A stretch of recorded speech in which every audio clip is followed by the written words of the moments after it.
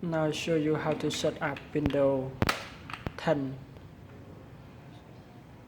32-bit. You can see of background setup.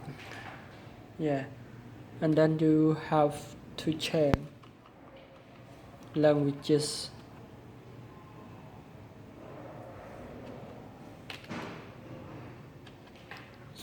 After that you install.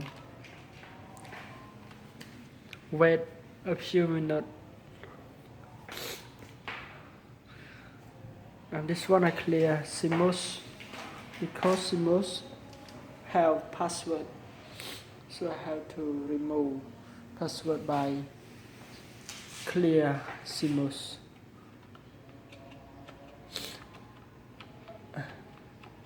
I put this one. Okay, next.